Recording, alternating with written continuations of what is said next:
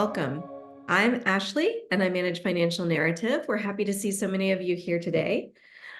Today, we will be talking about the ever-evolving field of martech and how you can build your martech stack, where you should start, and how to grow it in the long term, which there are lots to consider, whether you are wanting to do something as simple as launching an email campaign, measuring some of your results, getting all the way into advertising technology. There's a lot to cover today. We are extremely lucky to have Dave Blackburn, who is a Financial Narrative board member, as well as the head of digital marketing at ProShares, and Kelly O'Brien Vives from Allspring Global Investments here. Both of them are heavily involved in both martech and in some cases comms tech as well.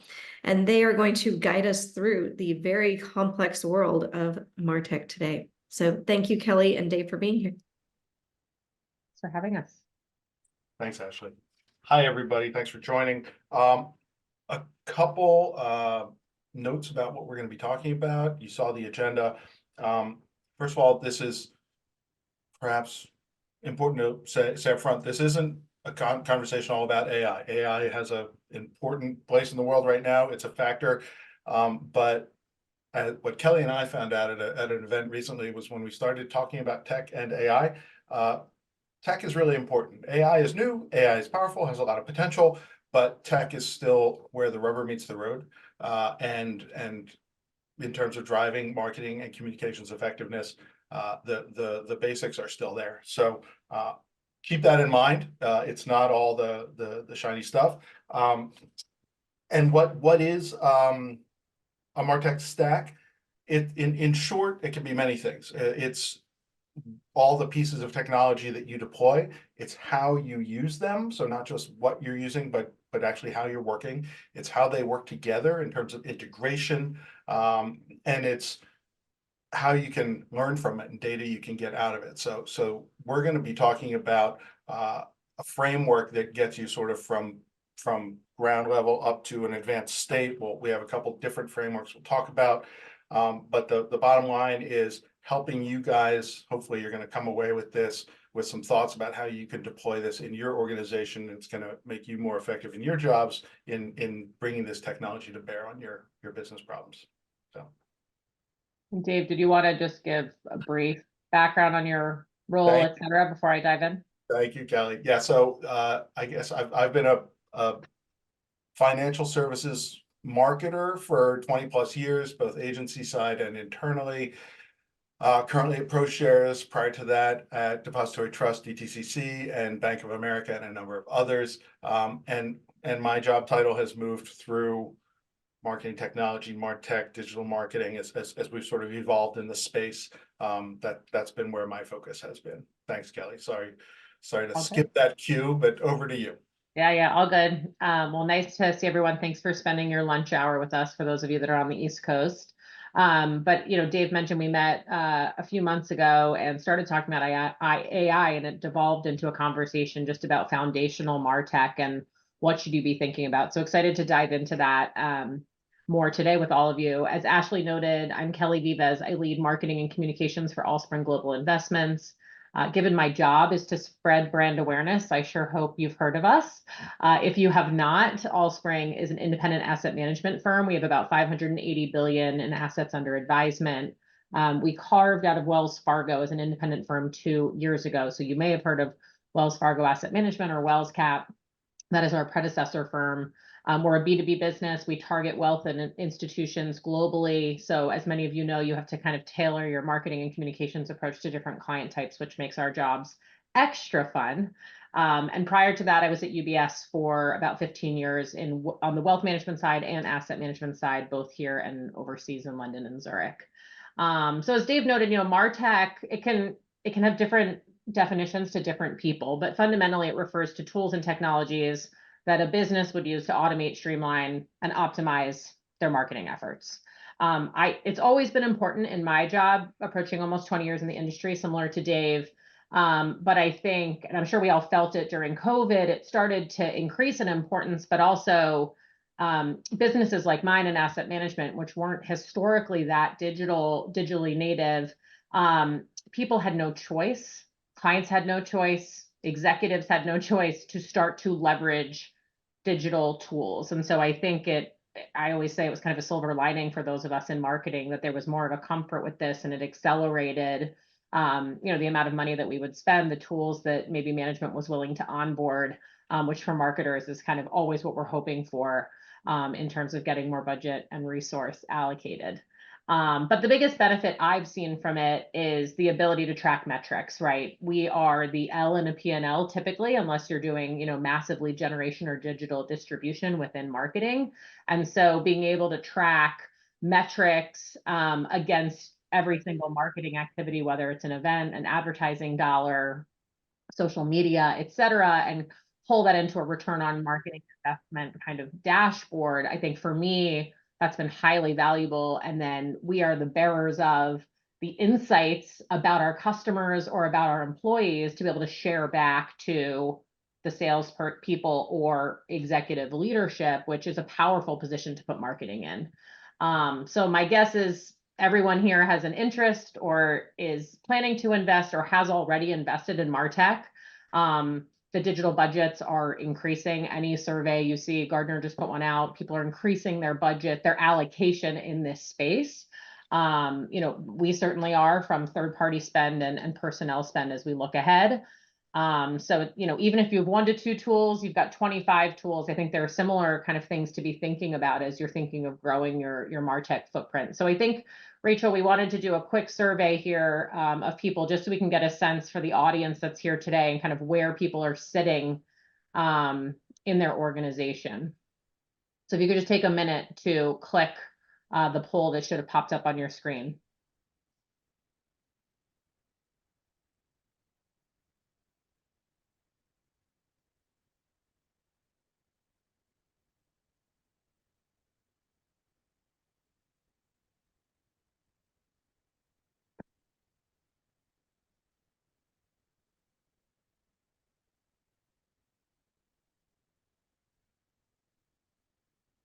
Right, there we go. Okay, so we have a lot of people straddling marketing and comms, which I find doing both is really hard. I'm sure you do too.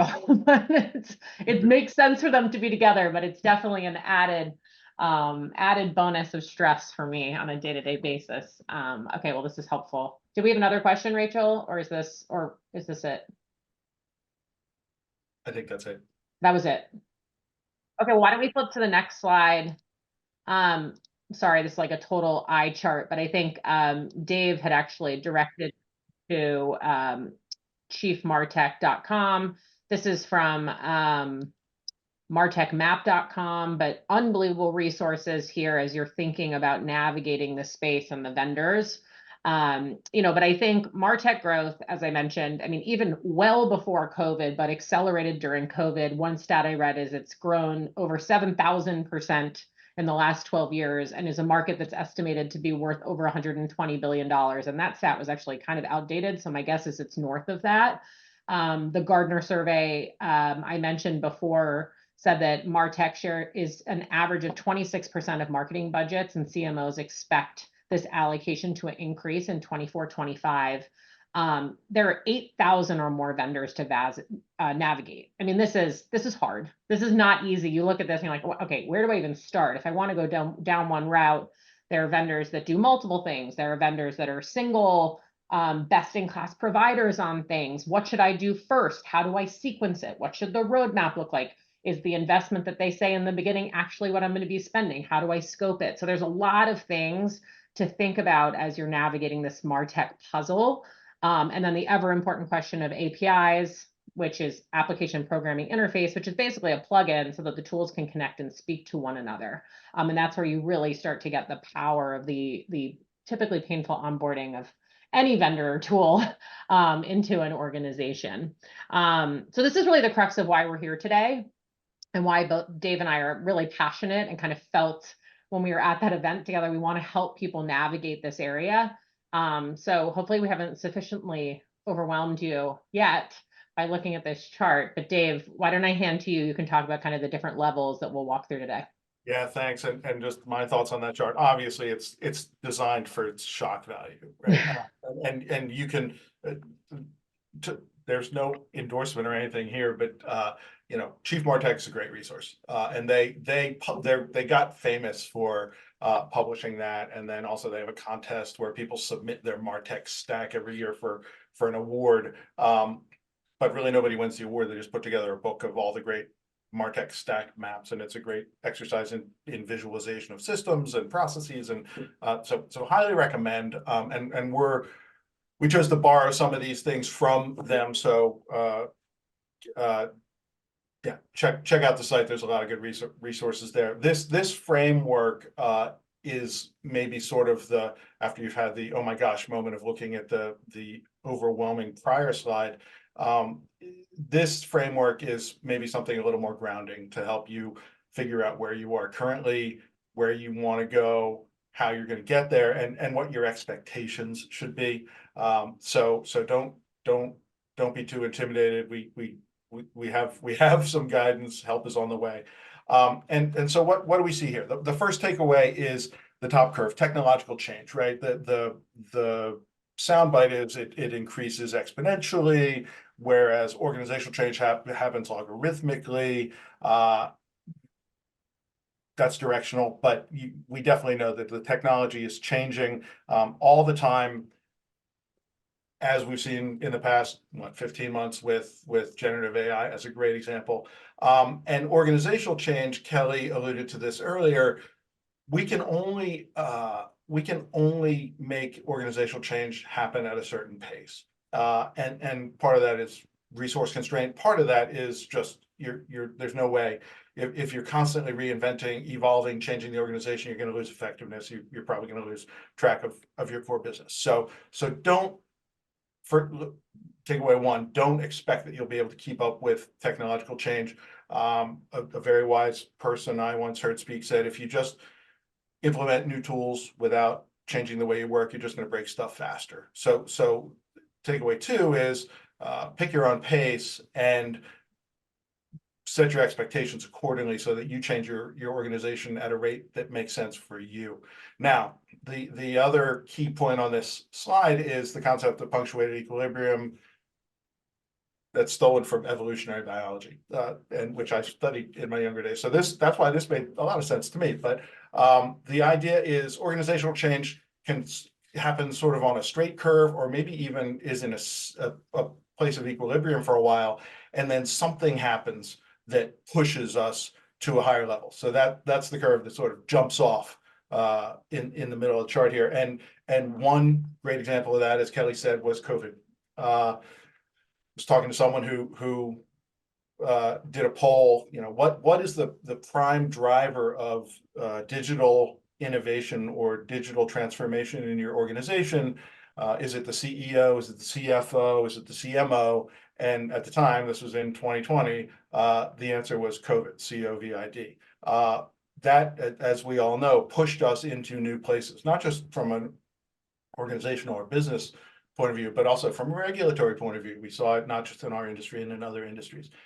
So that kind of an event, probably not, hopefully not all events are as catastrophic as that, but that will push us to change. So that'll help us jump off of that logarithmic line of organizational change and accelerate it a little faster. I think another obvious one is generative AI. We don't know what that's going to do to the curve of organizational change, but clearly that's going to make a difference, and we are going to see more advancement in martech maturity as a result of that. So imagine that you're in a stasis, or you're gradually improving your maturity, and then at times look for those inflection points, those reset events, and see if you can't take advantage of them to maybe take a step level change up.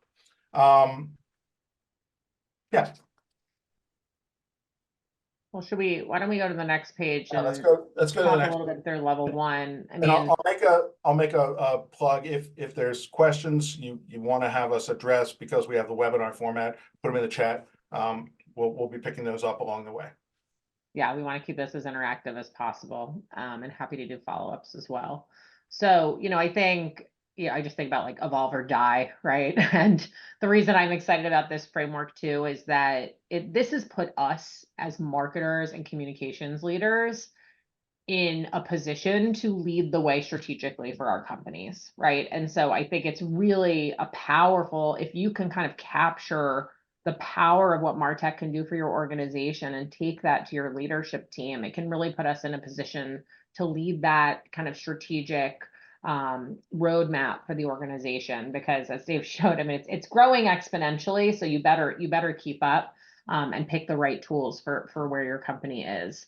The reason I have experience here, for better or for worse, is when we carved out of Wells Fargo, we basically had to start from scratch. So we could port over a couple of the tools. Some of them we didn't want to. Wells Fargo is a massive consumer-driven bank, and some of the tools were, we were a square peg in a round hole, being B2B, being a small slice of it. And so, I have a head of digital marketing, Tom, who's in our Milwaukee office, and we partnered to say, okay, like, we're starting from scratch, blank slate, overwhelming, yes, but what foundationally do we need to actually have the basic standard of marketing technology to deliver for our client-facing employees and deliver an experience for clients that feels elevated, professional, and reflective of the brand, the new brand that we're building. And so I've had hundreds of meetings with different vendors, which is how I had a very quick 2 years of getting up to speed on this marketplace.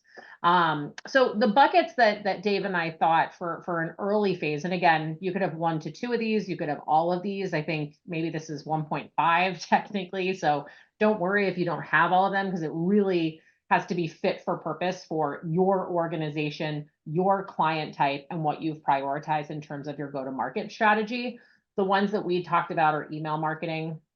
I think that's pretty obvious. There's kind of your basic email marketing and your extremely sophisticated email marketing, which I think we can talk about in more of the 2.0, 3.0, but just foundationally having the tool. Many times, if you have a CRM tool, you can build in an email marketing. They offer an email marketing tool. So at the very least, through your CRM provider, we use Salesforce. You could have Salesforce Marketing Cloud. HubSpot offers it. Salesforce offers another tool called Pardot. Microsoft Dynamics, Adobe. There are a lot of email marketing tools out there, but start to use them. Start, even if it's just for internal communications, just to start getting insights on what people are reading and to test and learn. It's really critical for capturing, if you're doing a monthly email to a large target audience, it just starts to give you insights into behaviors, readership, what's working, what's not working, click to open rate. Are they just opening the email? Are they actually downloading? What are they downloading? And so if you can just get this off the ground and start doing emails, even if it's in your lowest kind of lead gen, people that probably don't even know who you are, as a starting point, just to test and learn, it's really critical to have email marketing up and running. I always have a hard time with this one because I get so many emails and I'm like, am I spamming people the way all these people are spamming me? But sometimes it works. And so I do think it's a critical element. But I do, in the back of my head, think about, in the future of marketing, how else can we connect with people other than email? So if anyone has ideas, I would love to talk about that. A content management system, CMS, and your website. I think this is, again, pretty obvious, but your website's your front door, right? You don't want it to be a crappy experience that, the handle's not working and, they can't get in. You want it to feel seamless, professional, elevated, exciting. You want to keep them within the environment once you get them there. You don't want to drive them to all these different places. You want there to be easy searchability. But the content management system is the back end of that. And that's going to make it easier to be more agile in how you're updating the website, making sure it's a great employee experience for your digital consent and technology, consent and marketing, and consent and operations, but that those people have the ability to swiftly update things, remove things, that your developers have the ability to make the website more engaging through different tools that they can use within a CMS. So CMS and website feels very foundational. Again, so many vendors here, there's basic, there's advanced, and many of these CMS vendors also have other things that you can turn on, like a digital asset manager, which I'll talk about in a minute. Social media, this is basic social media. This isn't social selling. We'll talk about that, but think about being on social and what your handles are, and that it's a nice professional experience when you show up. It's reflective of your company today. If you post on a regular basis, our head of social media is like 2 to 3 times a week, feels right for an organization of our size and our audience type, but you don't want to have a potential client go look and be like, oh, I haven't posted in 12 weeks. Like, clearly don't really care about it. There's no point in being on the social media platform if you're not going to keep it alive and update it.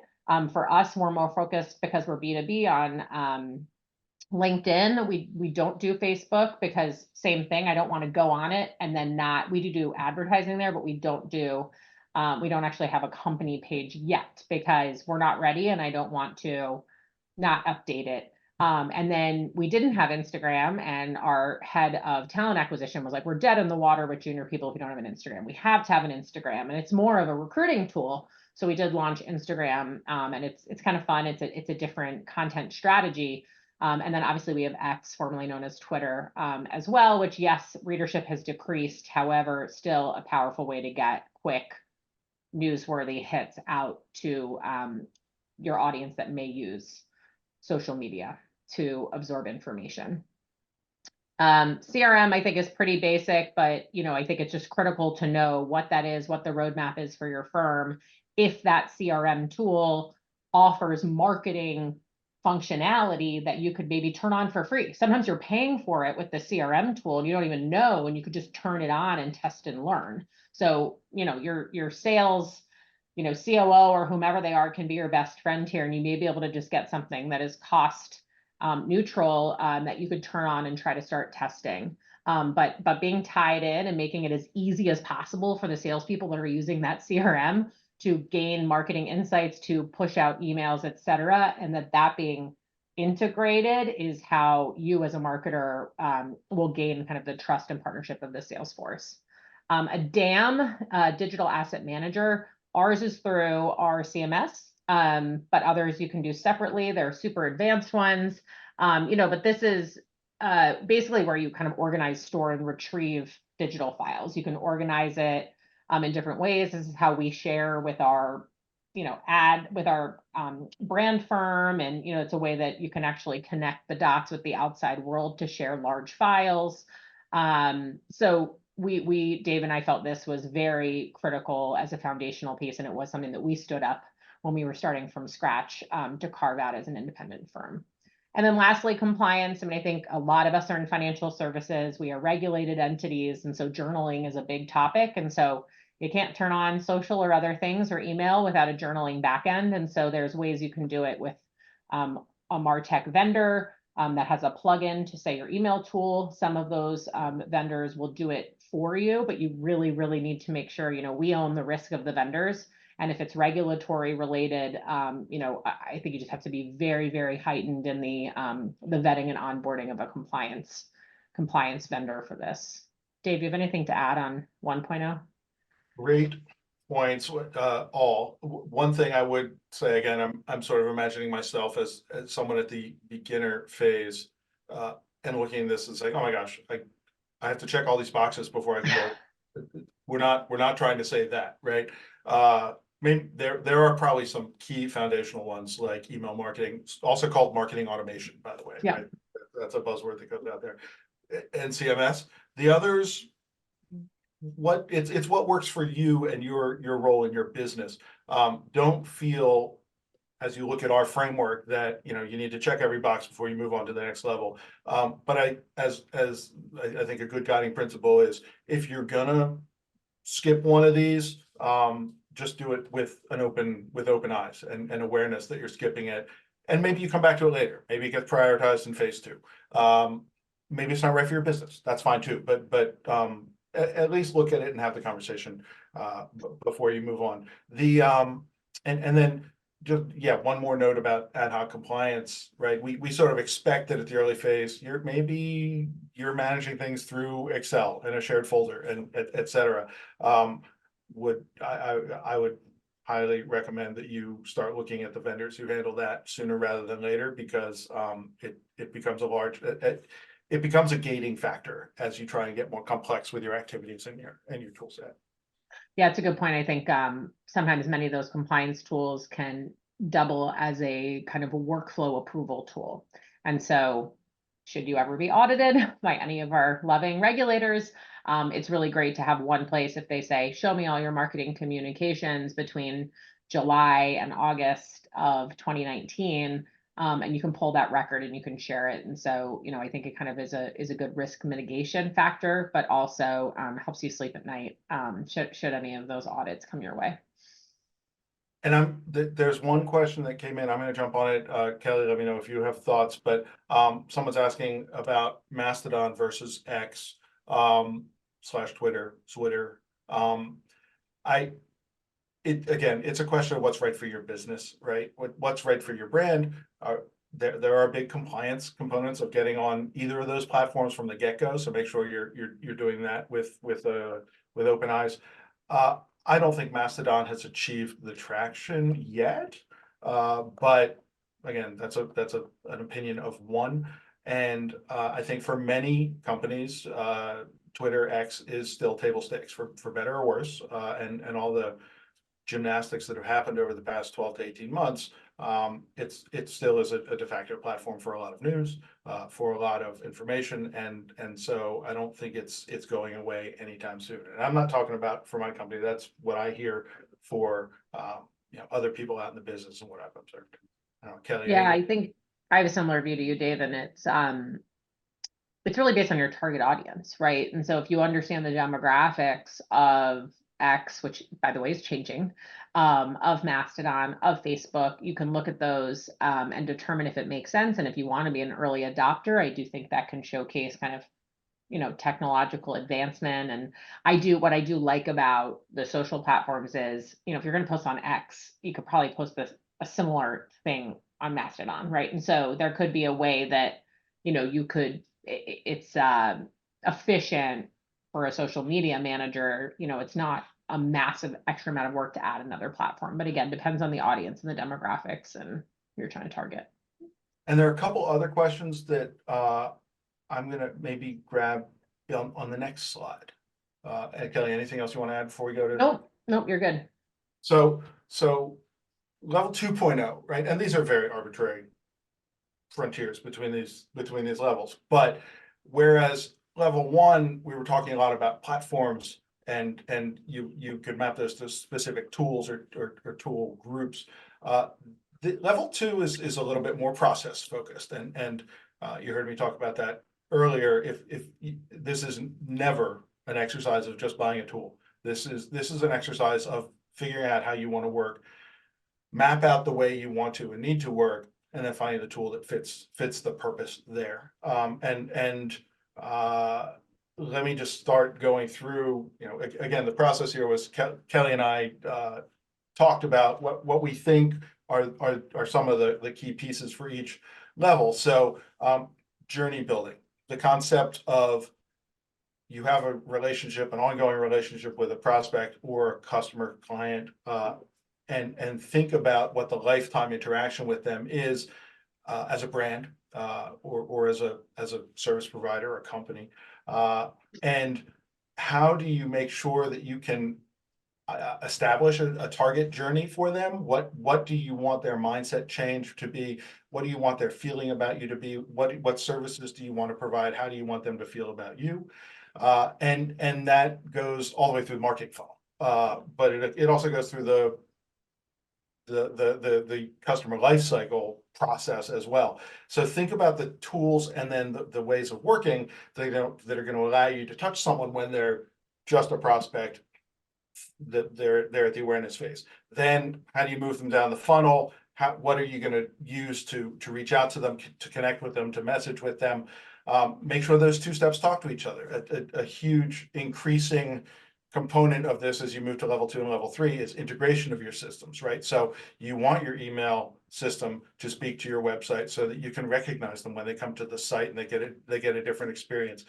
When they actually convert and become a customer, and speaking generally, because I know we're all in different parts of the finance sector, but what do we want that then to be in terms of what they see from us, what information they get, how often we reach out to them? And that's going to be marketing automation, email marketing tied with your web CMS, tied with your CRM that you're able to track.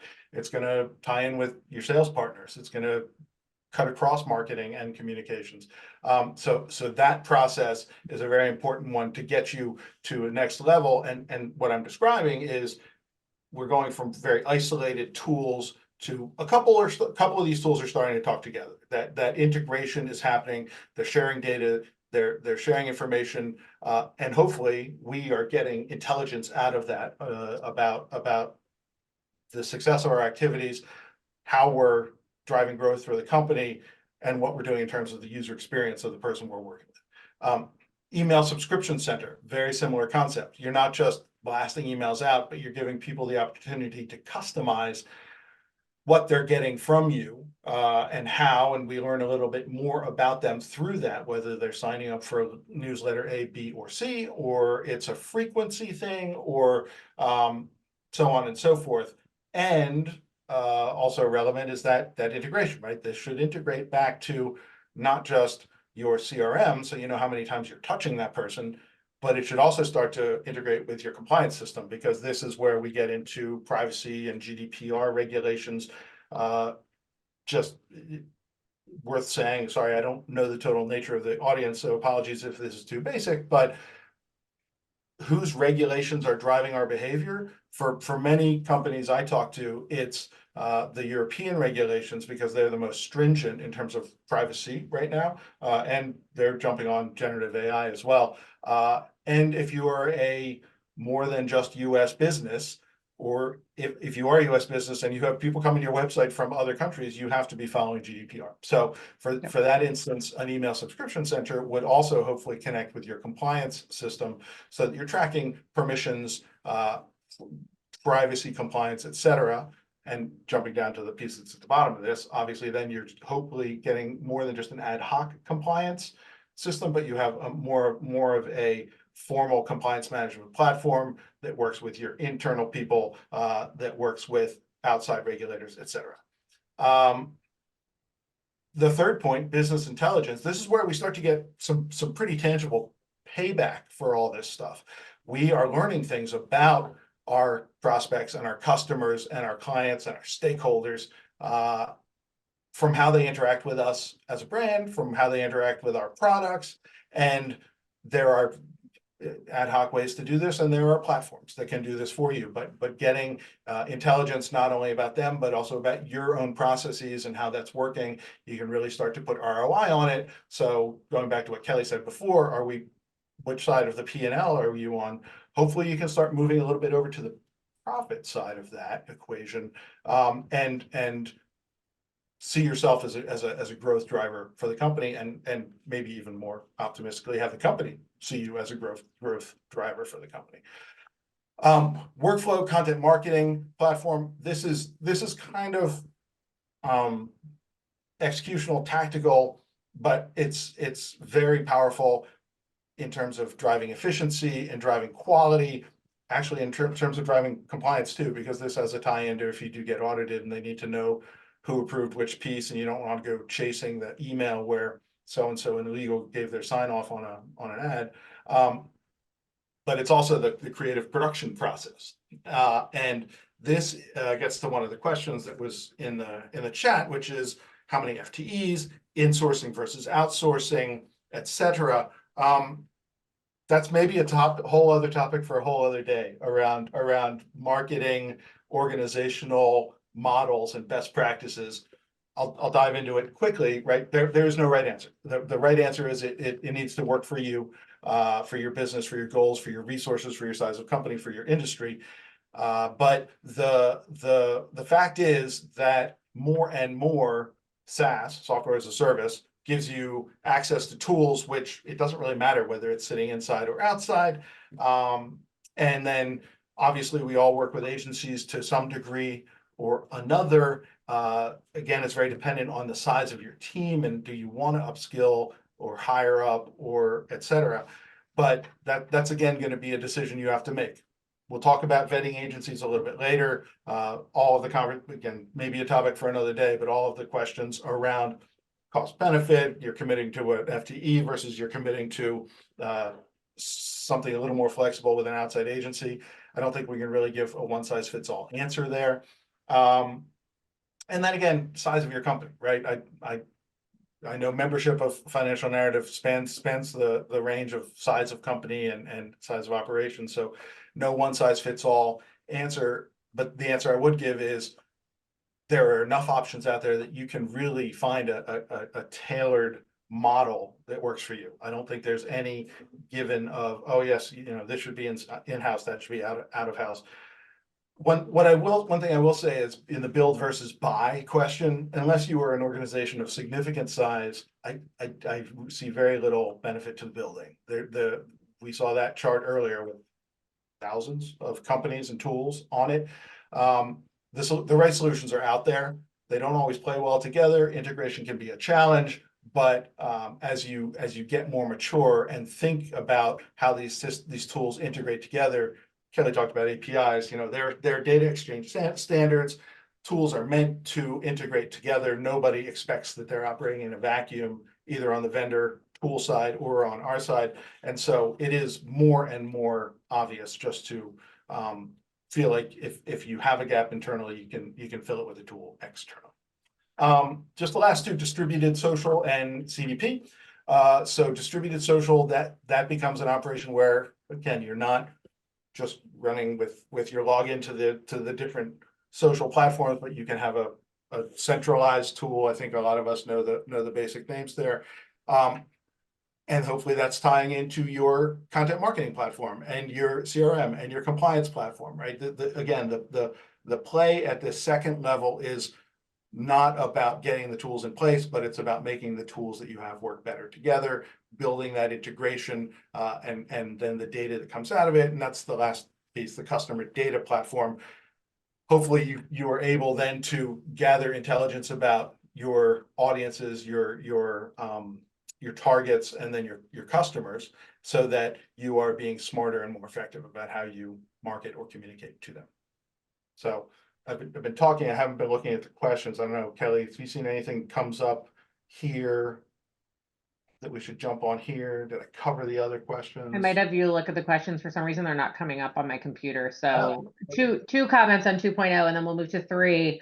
I think on the resourcing side, something we've experienced with related to outsourcing is it is not resourceless internally to outsource. And I think the most valuable way we've been able to do it is to have a manager in-house, an FTE in-house that is almost fully managing that external relationship. Because when it's a vendor partner, maybe you turn the resources on or off. If it's, say, developer staff, or those people leave because they're contracted employees. And so it's really important to have the stability of somebody internally that's managing that. I am a fan of the follow the sun model, where we can go to sleep here in the US and send something overnight and come back in the morning and maybe you have a cleaner PowerPoint or a compliance reviewed document.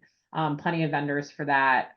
But again, it's only as good as the work you put in to stand them up, train them, and ensure they have the tools and technology to share with your team. And so they really feel like an outsourced kind of bench and like a part of your team, which is really important. And then the second one is on BI and analytics. I mean, if you've got 3 or 4 tools, it's really smart to just start to pull those analytics into one place. There's plenty of tools. Again, a lot of the CRMs will offer them. A lot of your email marketing, there's Domo, Salesforce offers Datarama, Ninja Cat's another one, Tableau. Most organizations have Tableau. You can build something, but just to start to build a dashboard here for the analytics, I think is really where you can start to leverage the power of these tools. Great points. All right, and I've had some time to go back. There's some good questions in the chat. So perfect. Tim, you submitted a 3-part question. Try and tackle that. So the question is, how would you recommend marketers approach building a functional stack if they work in larger organizations with federated legacy systems, limited appetite for investment, strained IT marketing relationships, etc.? I've never heard that, never even lived that experience, Tim. Don't know. No answers for you. I think you hit the nail on the head, frankly. Large organization, there's actually a lot of interesting study work being done right now about where martech lives. I think historically it lived in IT, and then it started moving more into marcoms, where marcoms were owners of their own destiny. And now I think there's a lot of research saying trends are that it's going back to IT, and that is because for a while IT couldn't be bothered, and I'm talking about large organizations. IT couldn't be bothered with managing the tools.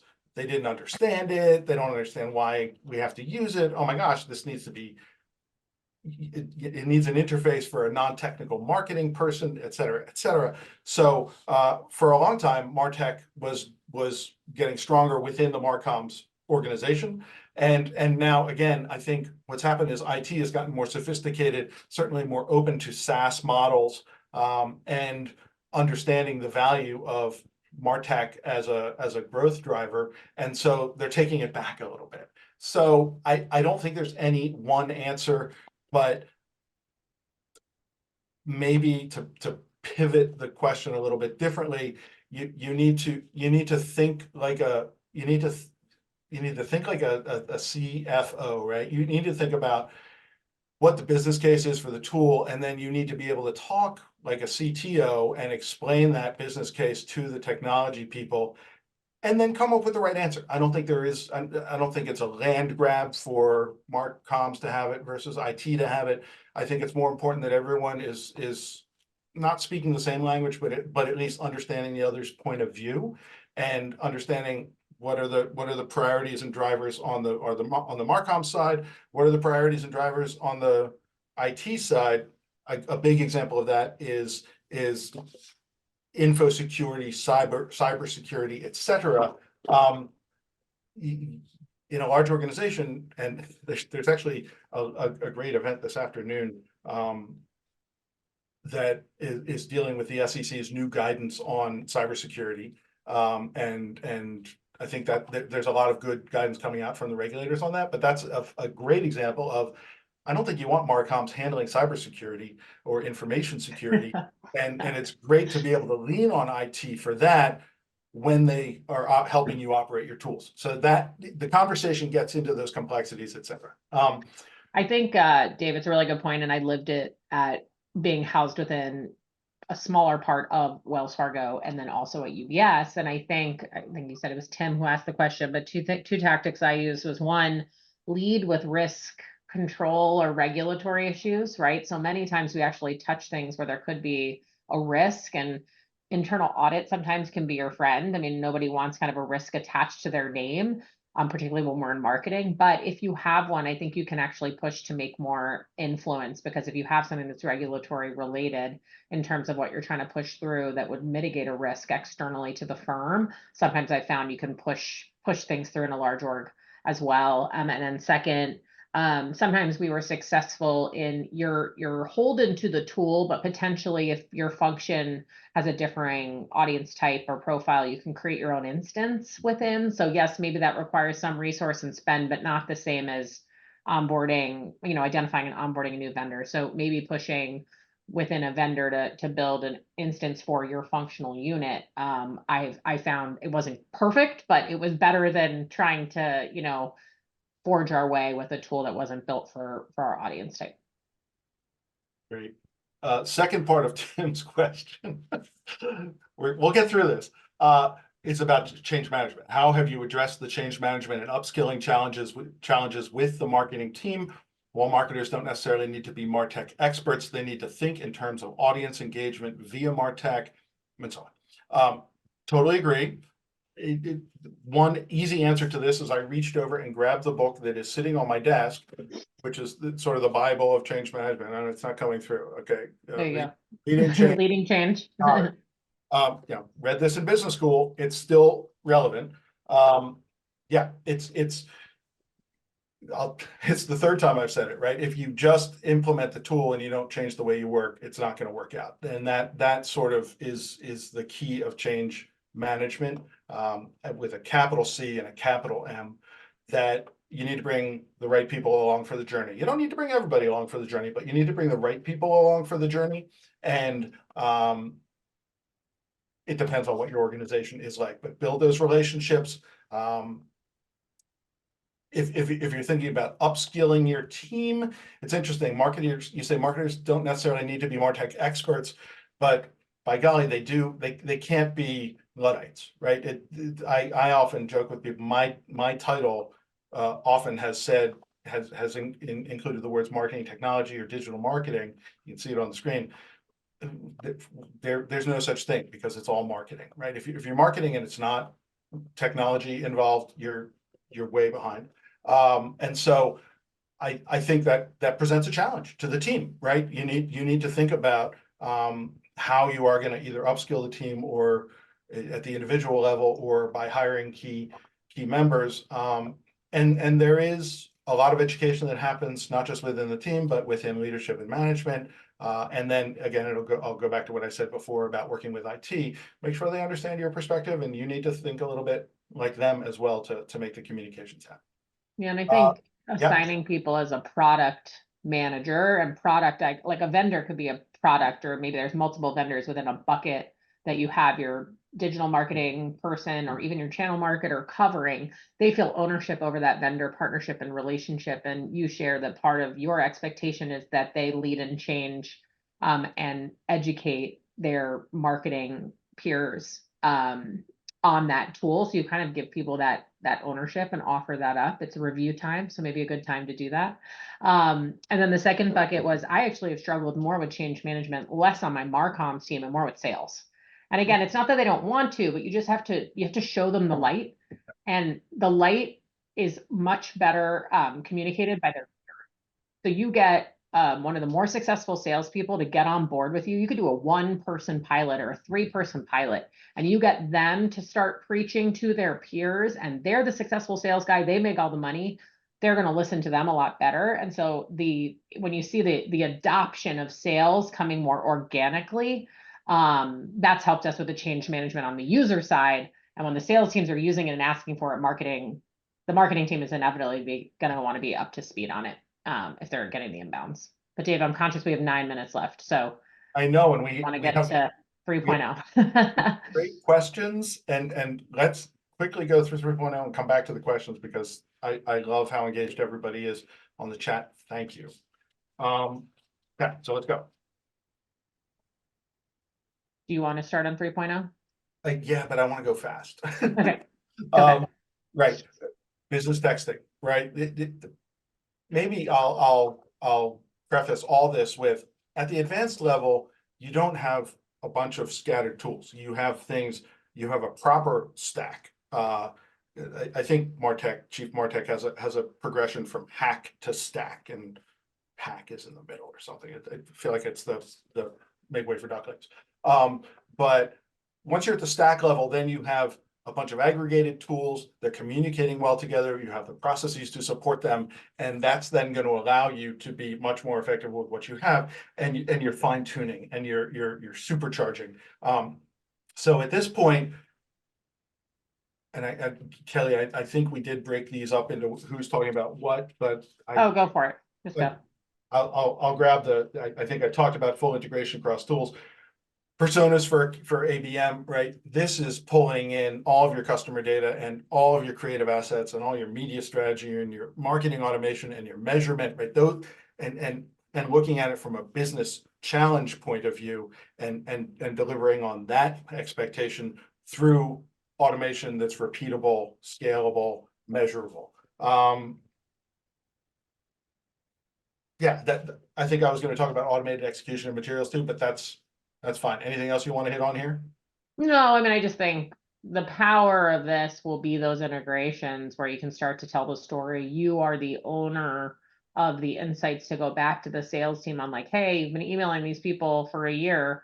They've clicked on the sustainability content 3 times, like, would be a great time to pick up the phone and call or share this sustainability outlook, or, starting to connect the dots and make our salespeople smarter with customer insights. And if we can hold that power in marketing, I think this is where kind of all of the work in the foundational building of martech starts to actually bear fruit.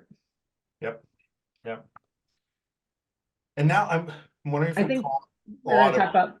Okay, go for it. I mean, do we I would rather dive into the questions than Sure. get through the rest of the slides. Let's Sorry. Rachel and Ashley, if you guys feel differently, let us know. But yeah. because we're sort of going heavier on the large organizational questions, and there's some great questions about small organizations that I want to give airtime to, right? So we've got as a team of 3 marketers, we've been struggling with onboarding Salesforce Marketing Cloud and Intelligence. Any recommendations for a seamless tool? They've got someone else who says, I'm a one-person CEO, CMO, Renee, sorry, I see your name, at a SaaSco, have to lean heavily on my technical colleagues. And then question about, it's very situationally dependent, but if you had to vote for a lean tech stack versus a heavy tech stack, which one would you lean towards? Great questions that I think all sort of hinge on the size of your organization and budgets, frankly, and how much you're willing to or want to be in the management of your tech stack. There are tons of SaaS tools out there. Addressing the question of is there